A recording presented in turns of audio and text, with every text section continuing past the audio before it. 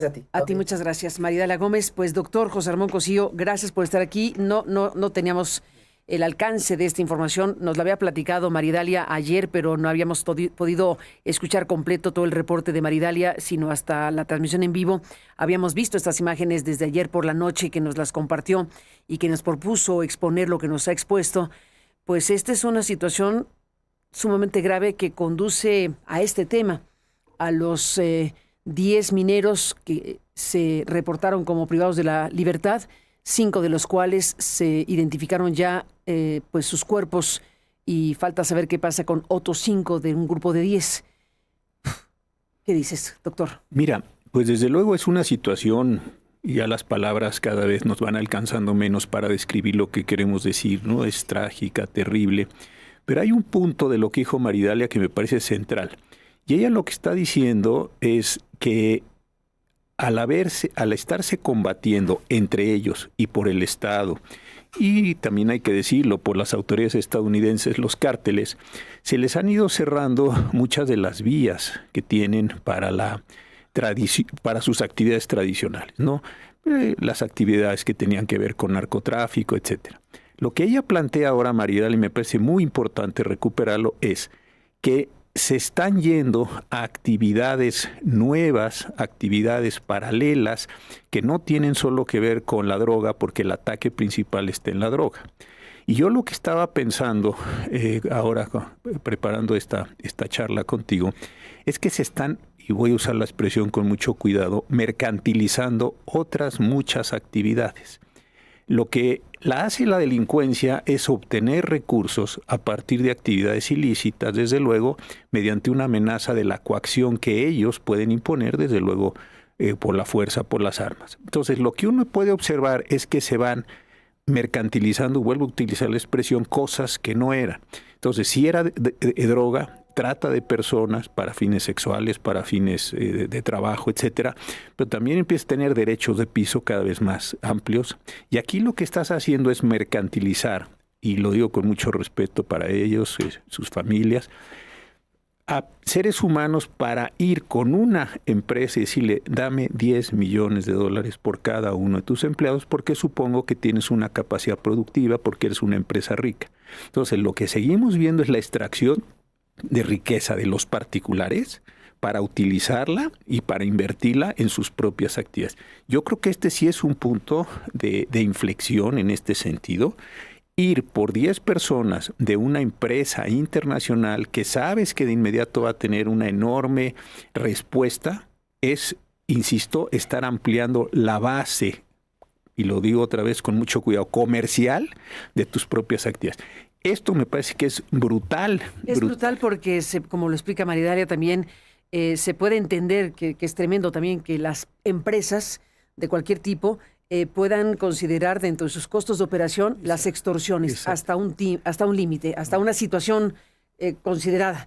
Y eso debe ocurrir todo el tiempo, en todos lados, en donde las empresas dicen costos de operación tanto, más tanto de extorsión. Y lo incorporan. Eso yo creo que ocurre todo el tiempo. Pero en este momento, frente al fenómeno criminal de exigencia de recursos, ya sea por la guerra intestina dentro de Sinaloa entre los Chapitos y la Malliza, ya sea por el cierre de canales gracias a Trump y lo que está sucediendo con el Caribe y las demás acciones que puedan estar haciendo, lo que se acaba de explicar, puede darse esta circunstancia de una exigencia mayor. Exactamente. Que es lo que pudo haber detonado esta circunstancia. Todo negocio tiene mermas, ¿no? Es decir, pensemos en cualquier negocio. Sabes que en una tienda de autoservicio hay un número de robos que no puedes localizar. Tienes un cálculo de un porcentaje de merma. Aquí ya no estás hablando de una condición de merma. No se te está perdiendo producto, no estás con contingencias. Aquí estás viendo una actividad criminal que ante la necesidad de mantenerse, tener recursos, y esos recursos son para la guerra. Esto también me parece que es muy importante lo que está diciendo Maridalia. Tú estás en una guerra y tienes que sostener varias cosas. Uno, desde luego, toda la parte que es tan importante, armamento, comida, vehículos, gasolina. Eso cuesta mucho dinero y hay que tenerlo constante. Todo lo que es toda la parte de intendencia en las guerras. La segunda cuestión, tienes que tener una tasa de reemplazo de soldados. que ya lo habíamos platicado algún día con Teuchitlán. Es decir, si te están matando a un ritmo de X cada semana, pues tú tienes que tener más soldados y de ahí viene que tengas que ir a hacer campos otra vez, como Teuchitlán y otros lugares, para reclutar gente y tener soldados, mandarlos al frente y saber que van a morir y simple y sencillamente los estás teniendo una tasa. Y al final de cuentas, muchas guerras se han ganado por países que tienen una tasa de reemplazo superior a quien la tiene inferior. Entonces están en un momento los Mayitos, las Chapiza, tienes por otro lado al Cártel Jalisco, entonces es ver quién puede tener más soldados, más armas y tiene más poder de fuego frente a Estados Unidos, al ejército, a las bandas rivales. Y eso requiere tener un montón de dinero en efectivo. Yo creo que esto explica en buena medida lo que tienes. 10 personas a 10 millones, pues te da 100 millones, son 5 millones de dólares que para efectos otra vez, camionetas, comida, hay que darle comer a la gente, hay que comprarle armas, hay que tener algún tipo de entrenamiento. Es decir, todo esto te explica una estructura que tienes que mantener. No es gastos suntuarios, más allá de que haya toda esta cultura buchona, todo eso, pero ese no me parece que es el problema. El problema es cómo hago sabiendo que tengo abiertos varios frentes simultáneamente y tengo que ir a obtener recursos ¿de dónde? De donde sea. Y eso hoy te lleva a la mercantilización, derechos de piso cada vez más amplios, el que pase por enfrente. En estos mismos días en Mazatlán, lo viste, secuestraron a 6 miembros de una familia que estaban paseando en unos automóviles de estos que se utilizan todoterreno.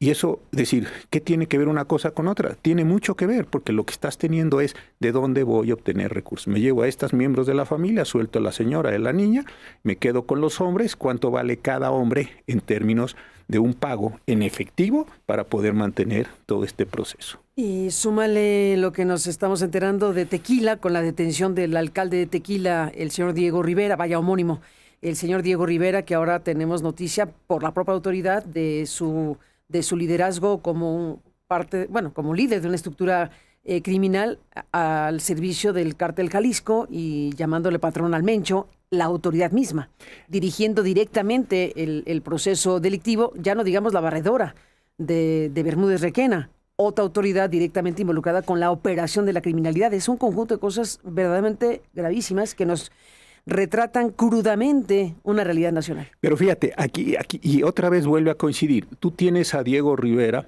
y obteniendo recursos en este cargo. Y esto es de la extorsión. Pero otra vez, ¿qué hace Diego Rivera con el cargo? Desde luego se puede enriquecer, comprar su chamarra, esta parte, pero coches, camionetas. La corrupción de enriquecimiento es un tema. Pero aquí estamos. Pero es bien interesante. Él llega al cargo por la aprobación de Morena. Yo creo que eso cada vez queda más claro, más allá de que nadie sabía nada, como siempre en este país. Pero más allá de esta condición, llega al cargo. Y en el cargo juega una posición intermedia brutal. ¿Por qué? Porque obtiene otra vez recursos de los particulares, la extorsión, todo lo que pasó con Tequila Cuervo. Pusieron a Sheinbaum a promoverlo, cuando era candidato. Claro. Tremendo. Y una vez que obtiene recursos de los particulares, por las extorsiones, por el predial, todo lo que estuvo haciendo, la pregunta es, ¿qué hace con esos recursos? Se los transfiere a la delincuencia. Otra vez, es que yo creo que... Financia la delincuencia. Financia la delincuencia. Es el tema, sí. Claro. Financia la delincuencia, sí. Entonces, los impuestos que se cobran, los que tiene los municipios, mercados, parques, jardines, todas las actividades, el predial, muy bien. Eso es una tasa chiquitita de todo lo que hace. Entonces, obtiene recursos, se voltea con el Cártel Jalisco y le entrega dinero. Entonces, lo interesante de esto es que ya no hay esta separación, el funcionario, no, es la misma estructura. Lo voy a poner así, el Cártel Jalisco estaba utilizando al presidente municipal de Tequila como una oficina de recaudación de ingresos que le eran transferidos para entender. Entonces, hay un derecho de piso del presidente municipal, se ha puesto la cantidad de cuánto le costaba mensualmente estar en el cargo. Entonces mira, tú me vas a entregar como derecho de piso de esa presidencia municipal, creo que eran 40 millones de pesos al año. Muy bien, tú me entregas 40. Lo demás, eso pues ya sabrás tú qué haces. Si financias otras campañas, si financias otros socios políticos, si te compras carrazos, si andas echando relajo con tus relojes, con todas estas cosas que les encantan. Pero la verdadera cuestión es que el Cártel Jalisco le permitió ser presidente municipal y cuando necesitaba el ejercicio de una coacción frente a sus rivales políticos, le pedía al cártel Jalisco que ejerciera la coacción, que desde luego nunca hubiera estado autorizada por el Estado, porque no está autorizada a andar matando gente ni a andar secuestrando gente, pero le decía, estos dos son incómodos, elimínalos físicamente o de la contienda, lo que sea, y yo te sigo pagando el derecho de piso. Ahí hay una economía brutal, y la otra economía brutal es la que estamos viendo aquí, que es una economía, es decir, cuánto vale cada persona, como es empresa canadiense, seguramente rica, como sacan oro y el oro está subiendo, etcétera, etcétera, deben ser unas cuentas de ese tipo, pues cada persona vale $500,000. O lo que fuera. O lo que fuera. Entonces vas tasando los precios y vas obteniendo esos recursos. Pero yo creo que esto es muy importante entender lo que es economía de guerra, como la que hemos visto en otros países, en guerras que nos parecen más, digamos, más tradicionales, y como economía de guerra está recibiendo dinero. ¿Qué es previsible que acontezca? Que esta economía de guerra se sigue extendiendo en el país, que cada vez más actividades entren en un proceso de mercantilización. ¿Por qué? Porque cada uno de los ejércitos, déjame llamarlo así, está requiriendo una enorme cantidad de recursos para sobrevivir. Están cerrándose las fronteras, entonces debe ser más cara la importación de armas, debe ser más cara la importación de balas, debe ser más difícil todo el proceso por la presión de los Estados Unidos, comprar camionetas, trocas, arreglarlas, gasolinas, alimentos. Es decir, esto me parece que va a entrar en un proceso de una mayor descomposición, simple y sencillamente porque estás en una condición de sobrevivencia. Ni más ni menos, pues en eso estamos, doctor José Ramón Cosío. Las autoridades nos han dicho hoy que han detenido gente y que las primeras declaraciones conducen al planteamiento de que fueron confundidos los mineros, los ingenieros, los geólogos con un grupo adversario. Pues esa es no lo afirmó, dijo que eran las primeras declaraciones, no afirmó categóricamente que así haya sido, pero es lo que lanzó esta mañana Omar García Harfuch. Mira, yo creo que el secretario García Harfuch es muy buen policía y no creo que ni él se crea eso. Simplemente me parece que si acabas de tener una inversión por parte de esta minera canadiense, tiene un programa que llaman Pánuco, que es enormemente grande. Confundir. Y en el momento en que se identifican, oiga, ¿quiénes son ustedes? Pues nosotros somos mineros, geólogos, lo que sea, aquí están nuestras credenciales. Pues, o los sueltas o los matas, pero no pides un rescate, como está diciendo María Dalia. Me parece que esto es una cuestión importante porque es lo que la propia presidencia, por otros lados, está tratando de hacer, atraer inversión a México, el Plan México. Imagínate todas las reuniones con los empresarios que ha tenido en estos días. Entonces, pusiste dinero en México y lo anuncias con Marcelo Ebrard como un gran logro, y por otro lado te dicen, acabo de secuestrarte 10 empleos y te estoy pidiendo 10 millones $500,000 por cada persona o lo que sea. Bueno, pues entonces te cae la inversión y esto otra vez vuelves a retrasar y otra vez vuelves a entrar en un factor, no quiero ser en esto monotemático, pero muy duro. Un país con menos ingresos, un país que tiene que mantener un montón de becas del bienestar o como se llame, y un país que también está en guerra. ¿Por qué? Porque tienes que seguir en esta economía de guerra pagando soldados, armas, gasolinas. Esto es carísimo, es toda esta operación que se hace en la guerra. ¿Y qué es lo que sostiene a los ejércitos? Yo quisiera en esto detenerme 2 segundos por una razón. Cuando vemos a la guerra, entendemos a la guerra, tenemos simple imagen de los frentes de combate. Pero pensemos 2 segundos. Esos soldados que están ahí tienen que comer 3 veces al día. Tienen que tener armas, municiones, medicinas, camas. Dormir. Lugares. ¿Cómo se suministra todo eso? Esta es una de las partes más importantes de salud, de los conflictos de guerra. Si no tienes eso, pues entonces no estás entendiendo absolutamente nada. Y eso cuesta muchísimo dinero porque tienes horas rodando camiones, son litros y litros de gasolina, son horas, hombre. Es decir, es muy complejo todo esto y el Estado necesita desviar recursos para esas cuestiones. Si tú empiezas a tener menos inversión, pues hay menos recursos, menos pagos de impuestos, gente que se te va a la informalidad, de repente decir, ¿y de dónde estamos recaudando nosotros como país? Tenemos muy poca recaudación. ¿Y de dónde están recaudando ellos? Pues de unas actividades de extorsión que cada vez crecen. A la población. Exactamente. Totalmente. Entonces, lo que es previsible, no deseable, desde luego, ni estoy haciendo una apología de esto, es que la población sufra muchísimo más en los próximos años en estas condiciones de economía de guerra. Hablando de personas desaparecidas, déjame cerrar la conversación, doctor, que te aprecio muchísimo. Hace rato la presidenta en su conferencia adelantó que en este mes van a presentar el informe de personas desaparecidas que han revisado de manera profunda el padrón, el sistema de registro y la calidad de los datos. Esto hay que seguirlo con lupa. Acabo de mencionar a Carla Quintana, que fue la responsable de la Comisión Nacional de Búsqueda, que habló del tema de la Bartolina. En su momento lo recordamos por el tema de la información de Maridalia, pero Carla Quintana finalmente salió del gobierno en un contexto muy difícil, donde había serias preocupaciones e informaciones respecto a la intención de rasurar el padrón de desaparecidos, a desaparecer a los desaparecidos en una lógica que se explicó en su momento por parte de los especialistas de este tema. Ahora que la presidenta anuncia hoy justamente que se va a presentar un informe de personas desaparecidas después de que revisaron de manera profunda el sistema de registros y los datos y su calidad, pues ha dicho que hay una plataforma diferente a la que se usaba antes y que por eso se está viendo caso por caso y por lo tanto pues habrá los elementos de registros para que estén los datos correspondientes pues para que la sociedad y el país sepa exactamente qué tenemos, pero es un tema muy delicado. Mira, en este tema efectivamente Carla Quintana dejó un registro de 115,000 personas aproximadamente y ella tuvo que hacer una operación muy... Que por cierto, como ella lo explicó, no era un registro de Carla. O sea, Carla no, claro, era la responsable, pero ese registro lo alimentan las fiscalías de los estados y es información oficial toda esa. Exactamente. Y ella ante la presión, saber que se le podía venir encima el rasuramiento del padrón, lo que hizo es tomar una recomendación de la Comisión Nacional de Derechos Humanos y dijo, ustedes me dicen que lo haga, lo hizo y claro, pocos días después pues perdió el cargo, ¿no? Que esto es bastante claro. Luego, la presidenta lleva ya varios meses diciendo, ahora sí va a estar lista, ahora sí va a estar lista.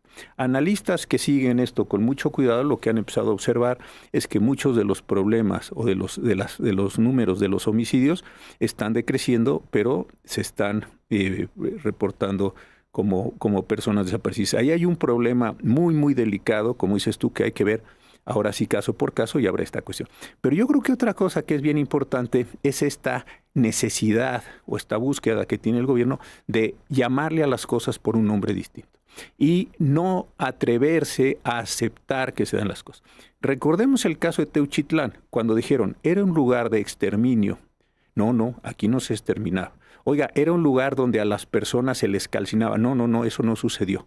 ¿Te acuerdas? Entró la Fiscalía General, arreglaron aquello y después lo que ustedes pensaron. No arreglaron, se llevaron lo que había. Exacto. Y después hicieron un tour de medios. Exacto, una escenografía. Para decir, aquí no hay nada. Oiga, pues muchachos. porque se llevaron lo que había claro. cuando las madres y las buscadoras mostraron videos. Cosas ¿te acuerdas? Los entonces, zapatos. Ahí el caso de Teuchitlán es un asunto que las autoridades de ese momento tenían que explicar de otra manera. Entonces, la cuestión es nominar de una forma distinta. Entonces, aquí no había exterminio, ¿eh? Aquí era un campo de entrenamiento, como si eso hubiera sido muy loable, ¿no? Imagínate. Ahora es igual. Estas personas no las levantaron para extorsión, las confundieron. Entonces sigue siendo una guerra entre ellos y entre ellos se matan. Pues no pasa nada. No pasa nada porque al final de cuentas son ellos y son unos indeseables. Digo, ya viene... Pobres mineros que los confundieron. Y pobres mineros. Y una vez más es un problema entre ellos. Y entonces estas son las narrativas que va construyendo, que hizo López Obrador y lo hacía bastante bien, de acuerdo con sus propósitos, y ahora también la presidenta sigue. Es decir, no llamarle a las cosas por su nombre. Entonces, los desaparecidos, no, y te acuerdas que han dicho algunos gobernadores de una forma bastante siniestra, no, son personas que se van de su casa y no quieren cumplir con sus responsabilidades. Oiga, señor, 115,000 personas están haciendo eso. Es decir, yo creo que son los enormes riesgos que estamos viendo de nominar las cosas de otras formas para que no sea lo que todos estamos viendo que es. Ahora con esta que está descubriendo Maridalia, que sí es la fosa más grande, esto es verdaderamente grande. ¿No? Fosas. El cementerio clandestino más grande. Porque tienes Patrocinio, tienes San Fernando, tienes Cadereyta, tienes Bartol. Es decir, es la más grande. Además de esas, esto es una cosa que descomunal. Entonces, no era eso lo que ustedes pensaban, era otra cosa. O sí era eso, pero es entre ellos. Bueno, entonces como es entre ellos, pues todos tenemos que estar tranquilos porque nosotros no somos parte de ellos. Esta es la parte que me parece terriblemente preocupante y sobre eso sí tendremos que tener. Y ojalá la presidenta finalmente, después de muchos meses, presente algo y que tenga un sentido de congruencia. Respecto al informe de los desaparecidos. Exactamente. Y que presente un informe de lo que Maridalia nos ha compartido, que según lo que nos dice la colega periodista, está obviamente en conocimiento del gobierno mexicano, del de Estados Unidos y del de Canadá. Así es. Y una cosa más que algún día lo platicábamos, alguna funcionaria del Estado de Veracruz hace muchos años me decía, nosotros sabemos dónde están las fosas, pero no las queremos, déjenme decirlo así, escarbar. ¿Y por qué no las quieren escarbar? Porque cuando las escarbamos empieza un proceso de deterioramiento de los restos que están ahí abajo. Es mejor que estén ahí porque no tenemos capacidades forenses. La pregunta es, más allá de que la presidenta en los próximos días nos diga una lista y la analicemos, hay otra pregunta central. El Estado mexicano está construyendo capacidades forenses para poder hacer la identificación de los restos que va a encontrar en esta fosa y en todas las demás, o seguimos con los viejos servicios forenses que básicamente sirven para hacer autopsias y en lo demás no hay nada. Entonces, otra vez te puedes encontrar, tenemos aquí X número de restos, espacios. Oiga, ¿y cómo ha reaccionado el Estado? Más allá de la Comisión Nacional de Búsqueda, tenemos las capacidades, tenemos gente entrenada, tenemos procesos de ADN, tenemos procesos de laboratorio, o simple y sencillamente vamos a dar una cuenta, grande, chica, ya veremos, y después, bueno, pues espere usted el tiempo necesario para que se hagan las excavaciones en esa zona y con el tiempo se le diga si ese pedacito que se encontró corresponde o no a un familiar. Esa es otra cosa que el Estado no asume, que tiene que hacer un enorme esfuerzo institucional para crear las capacidades para resolver los problemas que se le están presentando. Para cerrar la conversación, déjame agregar otro dato que ofreció el secretario de la Defensa hace rato en la conferencia matutina. Fíjate nada más, para hablar de la dimensión del tema criminal. Dice el secretario de la Defensa, 18,000 armas ilegales han sido aseguradas en esta administración. Que han sido ya aseguradas, 18,000. De ellas, 78% provienen de Estados Unidos. Y desde 2012 se han decomisado 137,000 cartuchos calibre 50 y 47% han sido comercializados por una armera estadounidense. De esta forma le daba respuesta a un artículo en The New York Times de hace unos días que alertaba que había uso en México de armamento militar estadounidense. Y entonces lo que ha respondido es que se han incautado 18,000 armas ilegales en lo que va de la administración. Mira, yo no lo he comentado, pero tuve yo la oportunidad de participar como perito en el juicio que México estableció contra los Estados Unidos, tratando de ver cuáles eran las líneas de responsabilidad. La organización no gubernamental estadounidense que demandó me pidió, junto con otros compañeros, que hiciéramos los peritajes. Al final de cuentas esto no llegó. Pero estaba claramente... No llegó al final.